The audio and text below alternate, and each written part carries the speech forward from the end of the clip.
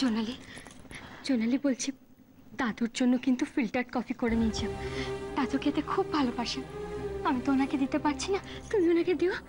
শোনো না, 1 চামচ কফি আর 1.5 চামচ চিনি। আর খবরদার, দাদুকে কিন্তু খবরদার বলো না যে আমি তোমাকে বলেছি। ওরা নিবারণ, আমার মনে হচ্ছে ভালো খবর দিতে পারবো তোকে। এই আমাদের নতুন বউরা আসায় না, আমাদের বাড়ির হালচালটা শোধরাবে। হঠাৎ ওরে, এত বছর পরে সকাল সকাল তোর বড় বৌমা আমাকে প্রণাম করেছে। বলো কি, বড় বৌমা তোমার প্রণাম করেছে? হ্যাঁ, কারণ কারণ ওই চক্ষু লজ্জা। ওরই চোখের সামনে ওর ছেলের বউ আমাকে ওকে গড় করলো, তাও তো লজ্জা হবেই। আসলে কি জানিস, ওই যে একটা কথাই আছে যে সৎ সঙ্গে স্বর্গবাস।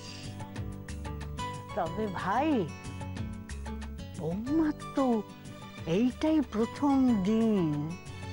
প্রথমে প্রথমে তোরা ভালোই থাকে।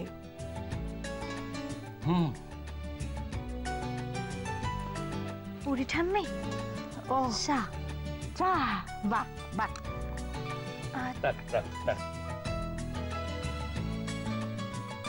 ঠিক আছে, ঠিক আছে, ঠিক আছে।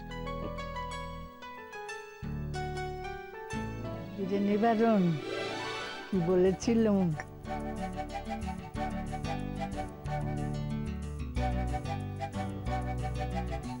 ফিল্টার্ড কফি,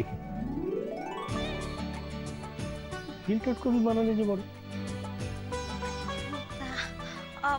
এমনি ইচ্ছে হলো তাই।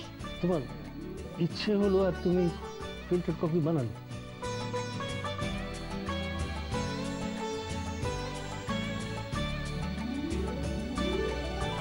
বিকল সেই স্বাদ।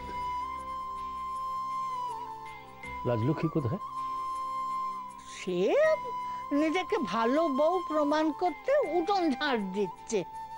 আমি তাহলে যাই দাদু? হ্যাঁ হ্যাঁ, তুমি এসো মা, এসো।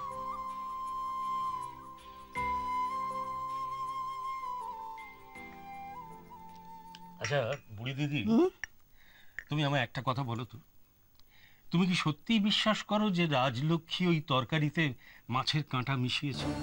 আমার কিন্তু দৃঢ় বিশ্বাস রাজলক্ষ্মীর মতো মেয়ে এমন কাজ করতে পারে। তোর বিশ্বাস তোর কাছে, কিন্তু আমি চাই প্রমাণ। সে প্রমাণ করবে কি করে? কি আশ্চর্য, ও বুঝবে কি করে যে দোষী কে? সে তো ও জানে।